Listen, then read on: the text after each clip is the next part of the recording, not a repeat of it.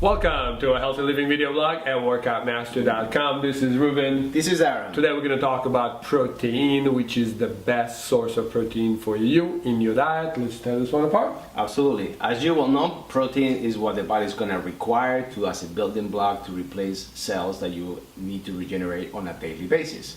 We pick our energy from the carbohydrates. We use our fats to produce hormones that our body needs as directors. And then the protein itself is what actually builds up. So we need to pick up the proteins that are the easiest to digest, the ones that have the least of an inflammatory response in the body, and we'll tell you exactly which ones those are. Yeah.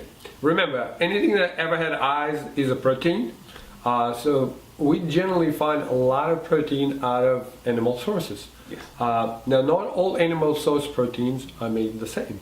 The ones we recommend the most are dairy products, and if you say that I'm lactose intolerant, you go back to our episode about lactose intolerance, listen to it, and you're probably going to get something very special and good out of it. So dairy products is a liquid protein, very high in calcium, easily digestible, excellent sources of fat, protein, and carb actually coming from the same source.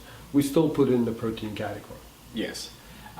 Within the animal kingdom, the ones that we choose to eat and to pick for our choice of food, it's very important for us to mention to you that typically animals that are ruminants, animals that base themselves on an herbivore diet, such as cows, sheep, goat, tend to be the protein that is the easiest to digest because they themselves have been able to convert the plant matter that they eat into protein that the body is made out of that we can actually make use of later. That's very important to identify. And as Aram said, all those animals yet at the same time produce enough milk for us to make milk, cheese, etc. Now, not all the parts of the animal are going to be ideal for us to consume. As you well know, the animal, we can break it down into muscle mass from the muscles, of course, and the organs, but also it's important that we don't discard that all their skin, all their bones and connective tissue throughout the joints is very important source of protein for us that we can actually extract in the forms of broth, gelatinous broth, that can actually provide with a very, very important form of protein that is actually anti-inflammatory to the body and is very easy and very inexpensive to produce and consume. And again, we did an episode on gelatinous broth, so refer to one of our episodes. Do you know what's going to happen, Aaron? One day we're going to have an episode that we're going to talk about something and we're just going to mention numbers. Episodes such as us. When you see that episode, then you go back to the other one and we pretty soon we're going to put them all on a straight line and just give you a crash course on how to actually prepare your meal.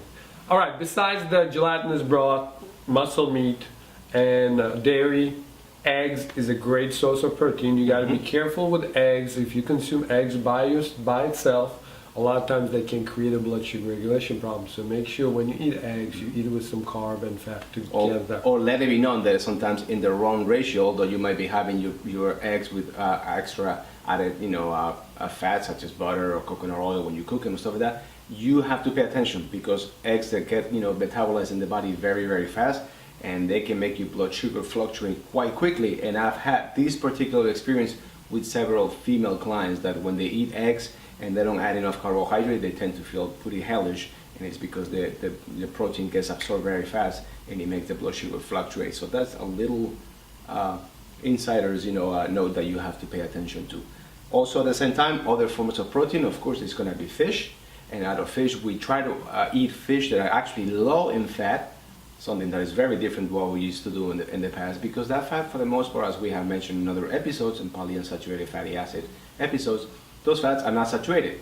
If they were, you know for a fact that those fish that actually move about in very cold water, they'll be stiff solid, so they cannot be saturated fats. So besides fish, there's like shrimp and other things like oysters. Right. And Shellfish will be the next best choice from the sea to choose, because for several reasons. They're high on minerals, they're very high in protein, and one thing that's very, very important is that you're eating the entire and complete animal, so you're getting small doses of fiber, you get small doses of all the glands of the animal, which are going to help you support your own system as well. Absolutely. Anything else you want to say? I think that wraps it up. All right, guys, if you eat protein, then your body has an ability to rebuild itself and your future looking better already. If you share this episode with your friends and family, guess what? Their future looks better too. Thank you very much for watching, and until the next time.